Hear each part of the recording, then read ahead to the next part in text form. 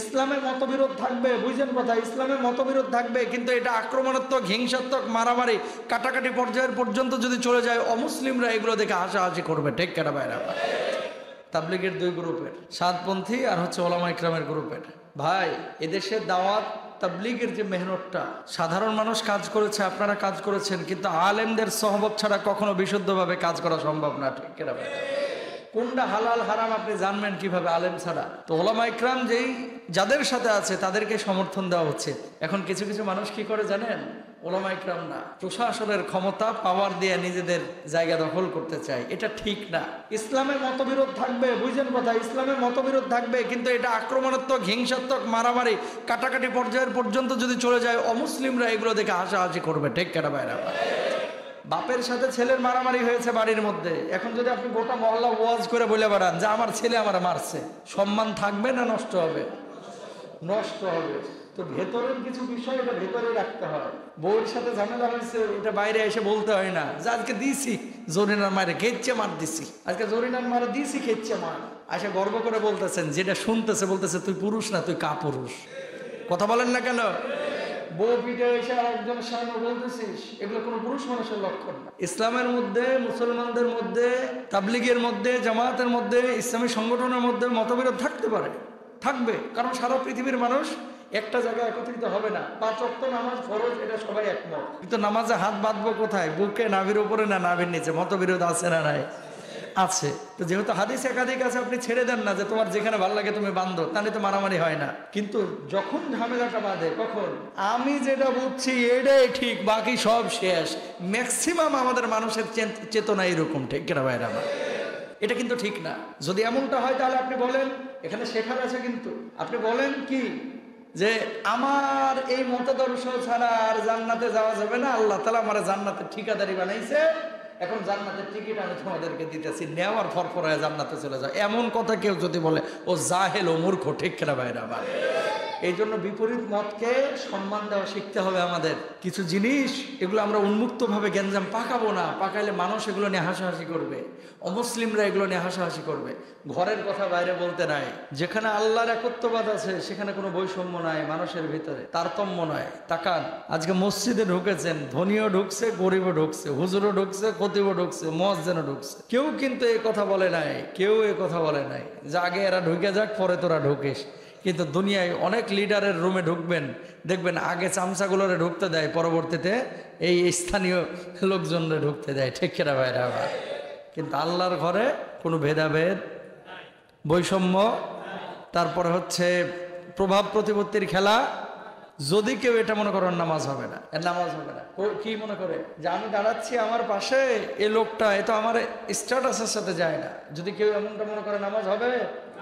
হবে না। কেন হবে না? সাহাবে রিদওয়ানুল্লাহি আনহুম আজমাইন কে আল্লাহর নবী বলেছেন। এই যে আমাদের একটা বিষয় দেখবেন অনেক মসজিদে আছে, আলহামদুলিল্লাহ এই মসজিদে এখন নাই, কখন আসবে সভাপতি সাহেব, কখন আসবে ক্যাশিয়ার সাহেব, কখন আসবে সাধারণ সম্পাদক, কখন আসবে সেক্রেটারি, মুয়াজ্জিন সাহেব, ওই সকাল 10টা থেকে জায়নামাজ পাইতে জায়গা দখলে রাখছে। আমি বলবো এরকম কোনো মসজিদ যদি দেখেন ওই জায়নামাজে আগুন ধরায় দেন, গুনাহ হবে না।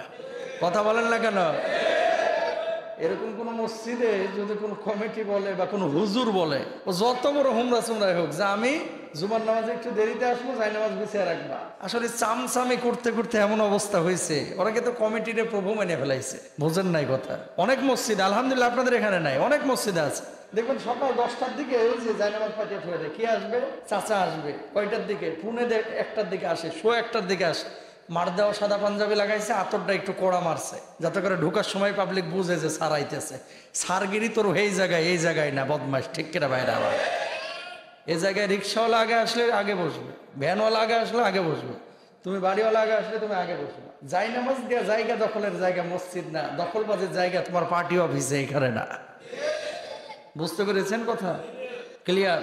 যদি জায়নামাজ এরকম দিয়ে কেউ দখল রাখে, ওই জায়নামাজে আগুন দিলে কি নাই? গুনাহ নাই। কেন গুনাহ নাই? জায়নামাজের দোষ না, দোষ হচ্ছে প্রভাব প্রতিপত্তি। পরশুদিন এক মাহফিল করলাম মাগুরায়, বিশাল আয়োজন, কিন্তু মঞ্চ বানাইছে ইদ্দুরা। বুঝেন নাই কথা? যে মাহফিলের মনে করেন 1/2 কিলোমিটার লাইটিং থাকে, তার মানে মালদার মাহফিল। খরচ করছে, তাহলে এর মঞ্চটা কত বড় হবে, বিশাল হওয়ার কথা না। মঞ্চটারে বানাইছে মুরগির খোপের মতো। আমি যা একটু রাগই হইলাম না যে এত ছোট মঞ্চ কেন। র্যাবের ঊর্ধ্বতন কর্মকর্তা, এখন সিআইডিতে আছে, দাওয়াত দিচ্ছিলেন। তো পরে যখন চলে আসতেছি হুজুর রাগ করেন না, মানে ওয়াজ শেষে যখন গাড়িতে উঠবো, আমি বললাম যে মঞ্চটার এই অবস্থা করছেন কেন, এই দুরা মুরগির খোপের মতো। হুজুর চিপা চাপার কোনো লিডার যেন উঠতে না পারে এই জন্য শুধু বক্তার জায়গা রাখছে। আল্লাহু আকবার বলেন।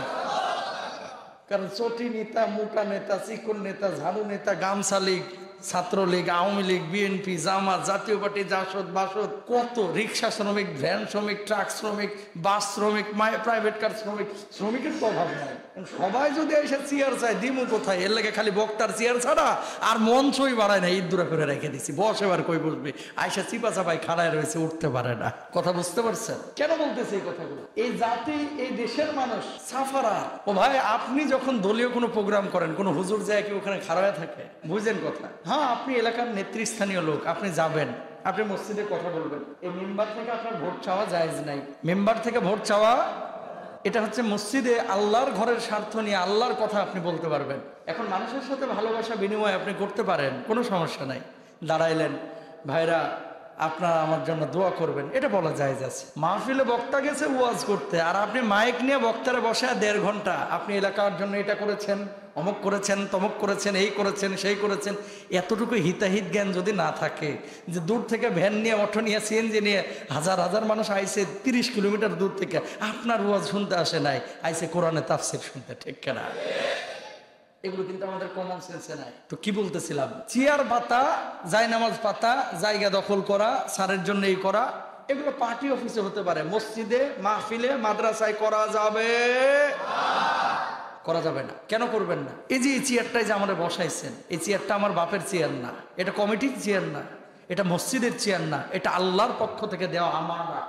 যে এই চেয়ারের মূল্য ততক্ষণ থাকবে যতক্ষণ এই চেয়ার থেকে আল্লাহর কোরআনের কথা আসবে, ঠিক কিনা?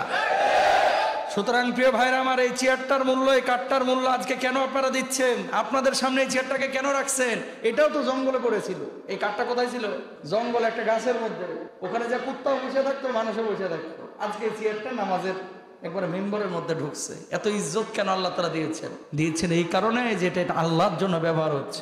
নিজেকে যখন আল্লাহর জন্য উজাড় করে দেবেন এই কাঠের মতো, আল্লাহ তাআলা আপনারা ওরকম সামনে সম্মান এমনি দিয়ে দিবে, ঠিক কিনা?